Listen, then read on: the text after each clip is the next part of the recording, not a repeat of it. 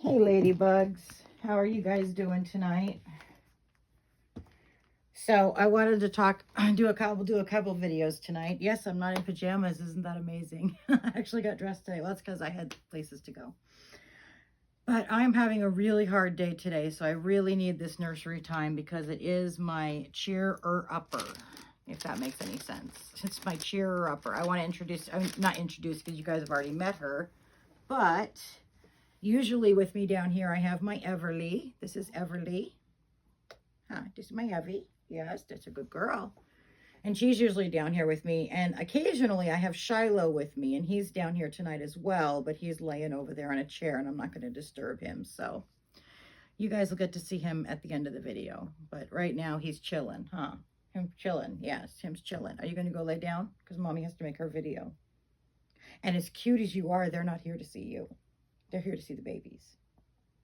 Oh, really? You're going to turn your head away? I'm just kidding. Of course they're here to see you.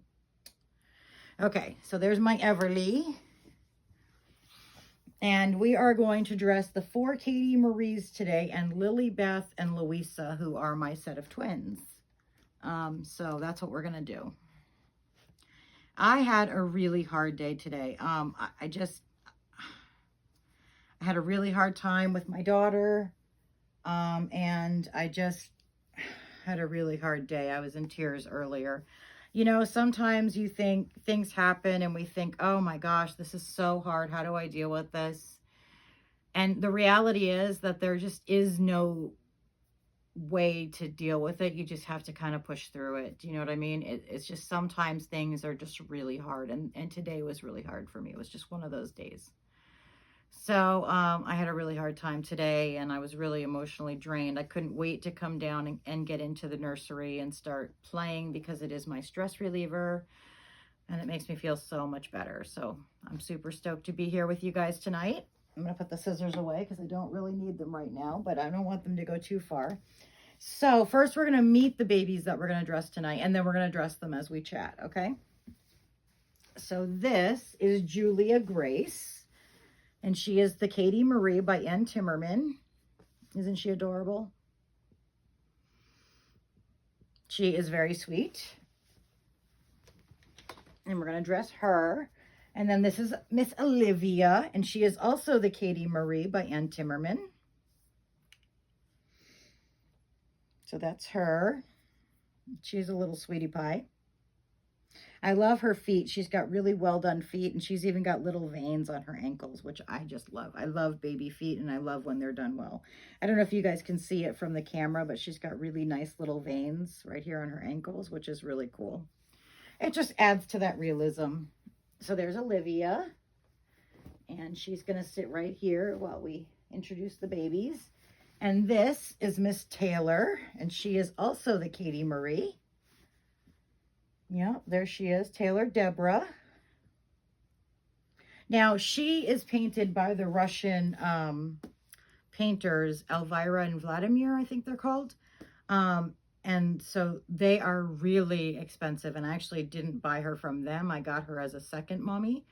But one of the things about them that I love is their painting is super realistic and beautiful.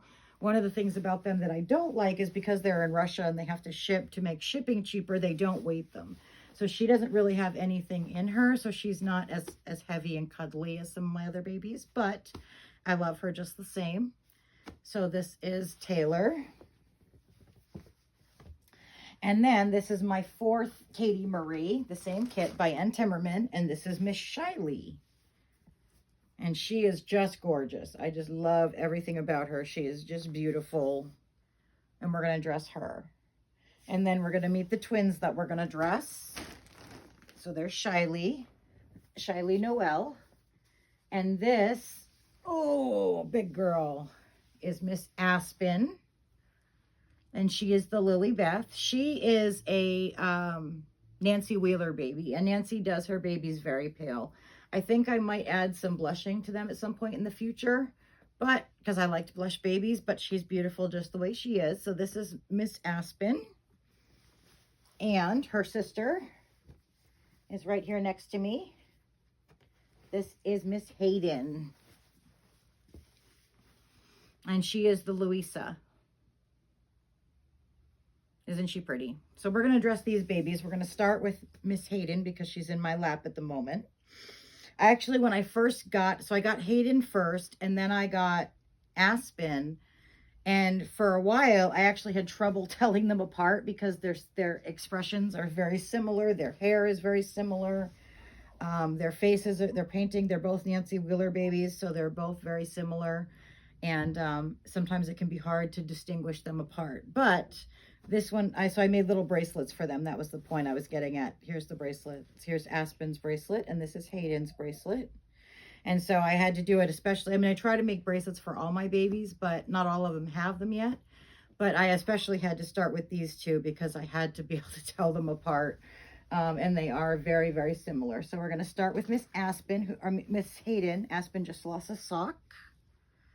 Trying to keep my elastics all picked up. They seem to end up everywhere.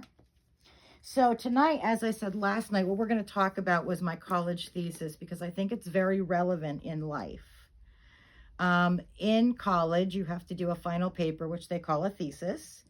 And my thesis, the theme of my thesis was trauma is relative. So I'm going to kind of explain that, and hopefully it will help you guys. So when I say trauma is relative, I say trauma is relative to the person experiencing it. And what I mean by that is that everybody's situations in life are bad for them. Okay. So for instance, to me, I'm going to use a little food example. To me, ribeye steak with roasted artichokes is the best meal in the world. It's the best meal that ever happened. And to you, you might hear that and go, oh, what? Because to me, ribeye steak is the best that ever tastes because that's what my tongue tastes as the best. But your tongue might taste something totally different as the best. So you might not agree with that. And that's what I mean by relative. So trauma is a relative term in the sense that what's happened to you is the worst that has ever happened to you. You know, you hear a lot of people say, why did I do this thesis? I guess is the next logical question. And the reason is that I hear people all the time say, you know, what happened to me is worse than what happened to you, or my trauma was worse, or my childhood was worse, or my whatever was worse, you know. And what I say to that is the trauma is relative to the person experiencing it. That is the worst that ever happened to them. For instance, if you feel the pain of breaking your finger and that's the worst pain you've ever felt, to you, that is the worst pain in the world because that's the only worst pain that you've experienced. But to somebody who maybe broke their femur, which I've heard is very painful, that is the worst pain that they've ever felt. So it's relative to the person experiencing it. Do you understand what I'm saying? So like, I can't say that my trauma or my pain or my experiences are worse than yours because I've never experienced yours. For all I know, yours weren't that bad at all, or maybe they were worse, but I've never experienced them, so I can't pass an opinion on that. And that's the same thing with any kind of trauma, any kind of emotional trauma. The worst trauma that I ever experienced is the worst trauma to me. And that's never going to change. It's my experience, and it's the worst trauma that I have ever experienced. But whatever you've gone through, maybe it's worse than mine, but in your mind, it's going to be worse than mine because it's the worst you've ever experienced. So when I see people say, well, you know, thank goodness you didn't have to go through this like I did, or my childhood was worse than yours, or something along those lines, you know, my experience was worse. We can't really say that with any definitiveness because the worst that I ever experienced is the worst that I ever experienced. It's always going to be the worst to me. But the worst that you ever experienced is the worst that you have ever experienced. And it's always going to be the worst to you because you can't say how my trauma feels because you've never experienced my trauma because you're not me. So just like I can't experience your trauma, so I can't say whether it's good or bad because I've never experienced it. Now, if something you had happened to you was worse than me, that may very well be a true statement, but to me, what I've experienced is the worst. And so I guess the point of my thesis was that trauma is a relative term. meaning that, again, it's relative to the person experiencing it. Their trauma is going to be the worst that they have ever experienced.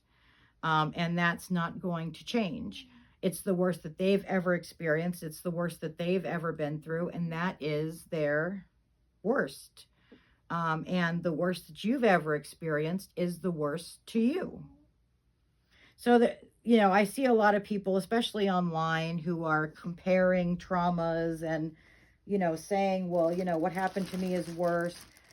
Here's an example that I gave in my thesis, which is, tell me which is worse, which is more traumatizing. A child who is hit every day of their lives and doesn't know love, or a child who is spoiled rotten and then one time the parent hauls off and hits them. Which is more traumatizing? And the answer is neither or both. Because the child who's hit all the time that's the worst trauma for them. And the child who suddenly gets hit out of nowhere, that's the worst trauma for them. It really doesn't serve us any purpose to compare situations and say, well, mine was worse or yours was better than mine. Because there's no way to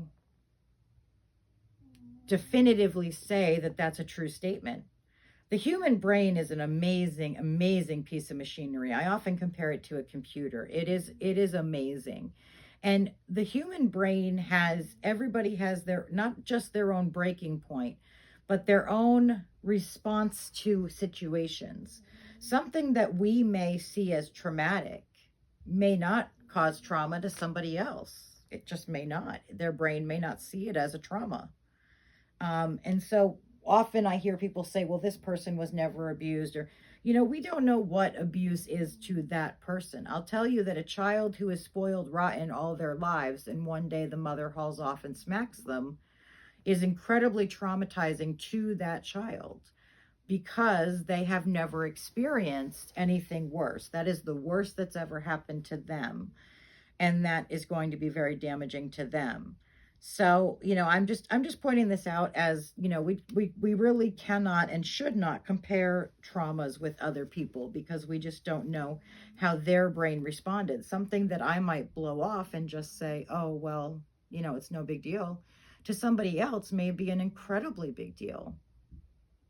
When I see somebody having a bad day and they say my dishwasher broke, I often tend to say something to the effect of, well, at least you're still alive and your family's okay. And while that is a true statement, it is not encompassing the empathy that I should be feeling for that person, because in their mind, the dishwasher breaking may be a very big deal. And it may be something that really sets them back emotionally. And to trivialize it by saying, well, at least, your family's alive and you guys are all healthy, it is trivializing it, and it is taking their experience and making it something that is, I don't know how to put it quite, but it's taking their experience and it's minimizing it. Maybe their experience for them, this is a really bad thing. This is something that's really bad for them or really stressful for them. And there's nothing wrong with that. We all have our different levels of stress.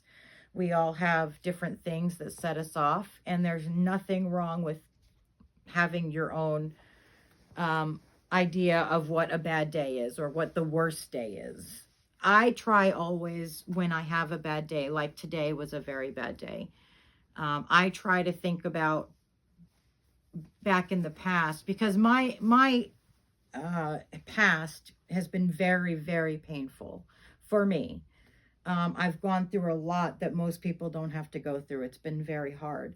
So I have that, even though I wouldn't want to live it again, I don't regret it, because I can look back now on bad days and say, well, yes, it's a bad day, but I have certainly known worse, which is a true statement. And it keeps me grounded. It keeps me in the present, and it stops me from over dramatizing situations. Do you know what I mean? Now, I would never tell somebody else that's upset about something that they're over dramatizing a situation, because I don't know what's going on inside of them. But for me, I tend to over dramatize if I'm not careful. So by thinking back in the past about a day that was much worse than this one, it helps me to ground myself and bring myself back to where I need to be. You know what I mean? And that's how I try to look at situations. I try to look at, is it a bad day? Yes, it's a bad day, but it's not the worst day, you know? And that kind of makes me feel, yes, I still feel bad about the bad day, but in a lot of ways, it makes me feel grateful that, yes, today was a bad day, but it wasn't the worst day. Do you know what I mean? Like, it could have been so much worse, and I could have ended this day in a very different position that would have been a lot worse for me than what I'm experiencing now. I will tell you guys a little bit in very general terms about today, just because I need to get it off my chest.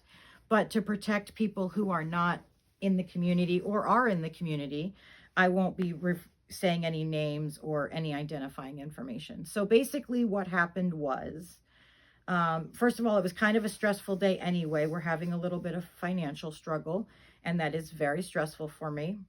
And so that was on my mind today. And then the other thing that was on my mind was a situation where I had told somebody not to do something because it would not be in their best interests, and they ignored me, and it turned out to be a bad situation. And then when I tried to give them advice today, they basically said, well, I don't believe you. Like, when I told them how something works, they basically said, well, I don't believe you. And it was someone that I'm very close to, and it was a very difficult situation.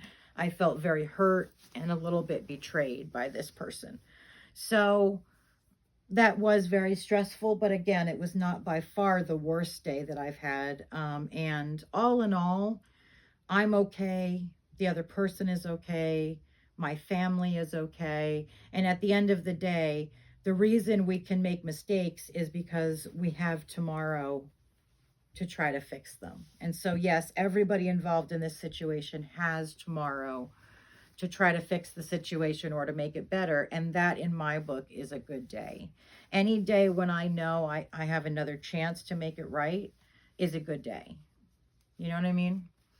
A lot of people are not, there's a lot of pessimists that I know who are not glass half full people. And I am very much a glass half full person.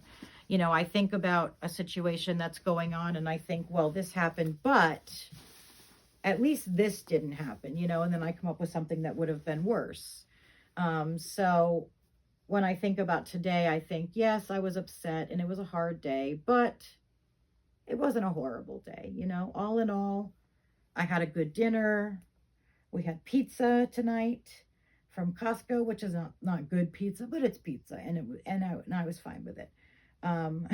One of the problems of moving from the East Coast to the West Coast, because I was raised in Connecticut, is the pizza. Connecticut has amazing pizza, and it's really a bummer that the West Coast doesn't really have very good pizza. So I don't get, isn't she cute? This is Hayden. Aspen, sorry. And I miss the East Coast pizza so much. It was so good. I really do miss East Coast pizza. That's one of the things that I would love to be able to experience again. But unfortunately, most of my family has passed away from the East Coast. So I really don't have a reason to go visit, and it would be pretty foolish to go back just for pizza. Although, trust me, there's a place in Branford, Connecticut that is worth going back just for pizza. No, sorry, it's in East Haven. And it's worth going back just for pizza. Trust me, it is the best pizza in the world. So if you live in Connecticut and you have a chance to eat at Tolly's, then I'm jealous. And please have a slice for me, because I miss it so much. I used to go at least twice a week and get pizza at Tolly's. And although West Coast pizza is not horrible, it's not good. Not compared to Connecticut pizza. But like I said, you know, look at the glass half full. The other thing that they don't have on the West Coast, or at least in Oregon, that I haven't ever seen, that just drives me nuts, is Heavenly Hash ice cream. Have you ever had Heavenly Hash ice cream? Oh my goodness, it's so good. Heavenly Hash is phenomenal. And unfortunately, I have never found it in Oregon. They just don't sell it. I've looked for it. And the other thing they don't sell out here, which is just a huge bummer, because they don't sell anything. Well, I guess they do. I guess I've recently found a place where they do sell it, but it's not near my house. But it's birch beer. Birch beer is very much an East Coast soda. And I really miss it. I love birch beer. It's so good. I used to always have birch beer. And I think there's only one little convenience store that sells it out here. It's just not popular like it is on the East Coast. So I miss that. I moved out here when I was 25. When I was 10, well, let me go back a little further. There was a lot of abuse in my house, a lot. In fact, there was a case study written about it. It was so bad. And when my siblings and I were in foster care for a lot of years. We finally adopted when I was 10. And that's when my parents' rights were severed and I was adopted by a single woman. And the reason I came to Oregon from Connecticut was because when I was 25, I came out here to meet my biological mother. That turned out to be a huge bust. It was not a great idea, but I met my ex and I stayed and I had 2 children. And then, once you have kids with somebody, even if you break up, you can't just take them across the country. So I kind of got stuck here, which, Oregon's not bad. I miss Connecticut. I miss the small towns. I miss the community sense that we had. And I don't know if that's, there isn't really a community sense very many places anymore. So it might not be that way in Connecticut anymore, but it was when I was younger and I do miss it. I'm not a big city person and a lot of the towns out here are very large. So I miss Connecticut, but it is what it is. After my kids grew up, I had already met somebody and I live with that person. And so it's not really in the cards for me to go back to Connecticut. And I'm not sure that I'd want to go back there to live. It is very expensive. And the winters can be harsh. So I'm not sure that I would want to go back to live, but I definitely would love to go back there and have a Tolly's pizza and some birch beer. Yeah, that would be, if I ever had like millions of dollars, that's one of the trips I would take. I would go back to Connecticut and have some birch beer and some pizza. Yeah, that would be awesome.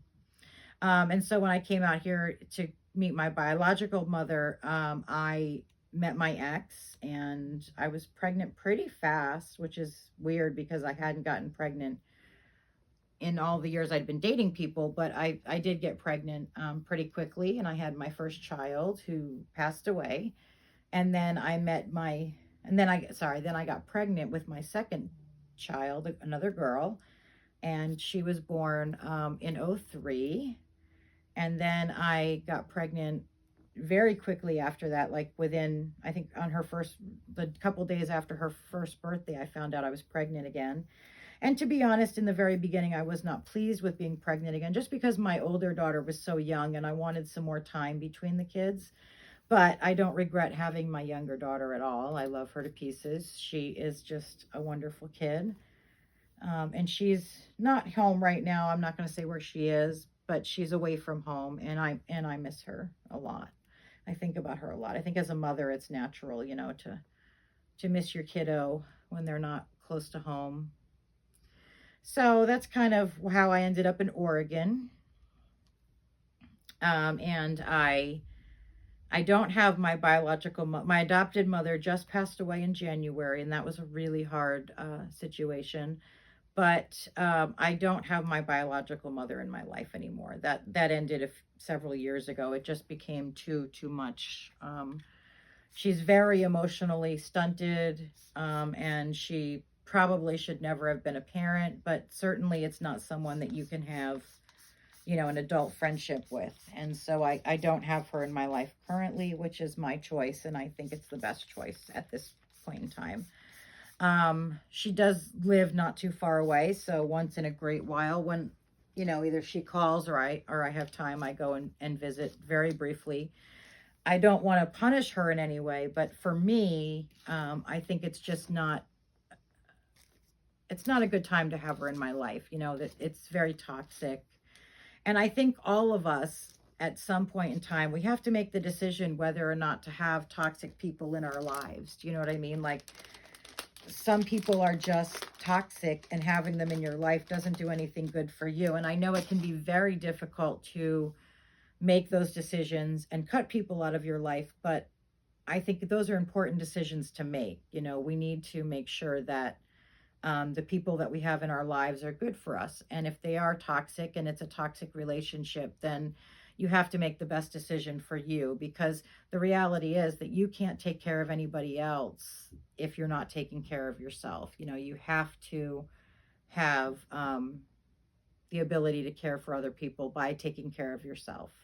And so if you have toxic people in your life that are not good for you and they don't do anything good for you, then it's time to say goodbye. And I know that can be a really tough decision, especially when you're talking about family. But I'd like to point something out as someone who was adopted. Blood family doesn't really mean much, you know. Those are people that you share DNA with, but you don't have to share your life with them. You know, the people that I choose to be my family, those are the people that I absolutely adore and that are good for me. You know what I mean? So, you know, it's really important to make sure that you're taking care of yourself, and that if people in your life are being toxic, it's important for you to take a stand and say, you know what, I love you, but this is just not working for me at this time. And I don't think there's anything wrong with saying that. I know a lot of people really struggle with getting toxic people out of their lives. So I hope that none of you guys are in that situation. But if you are, know that I'm here, and I'm supporting you, because you are a good person and you are worth people treating you good. You really are. And nobody should treat you badly. You know, people should be treating you well, because you deserve it. So I'm going to show you her hair, Miss Aspen's hair. Here's her hair. Isn't she adorable? I just love this outfit on her. It's so cute. It's one of my vintage outfits. I got a lot of vintage outfits off eBay where, you know, you have to buy them like one at a time. But over time, I've gotten quite a vintage collection, and I love vintage clothes. So that is definitely something that's been worth it to me. So there is Miss Aspen, all dressed, and her hair is done, and she's ready to go. I'm going to real quick show you guys Shiloh, just because I wanted you to meet him. And he lifted his head up when I called his name, or when I said his name. Come here, buddy. So you guys have met Everly. Well, this is Mr. Lolo. This is my little Shiloh buddy. There's my little man. He also comes down here with me, because him and Evie don't make a mess or anything, so I can trust them down here. So we had a really good chat tonight, and I hope that you guys have a wonderful evening and sleep well. I am going to do a second video tonight, but I just don't want to make one big long video, so I'm going to do two. So I will talk to you guys later. I hope you have a wonderful evening. Take care of yourselves and each other. Good night, ladybugs.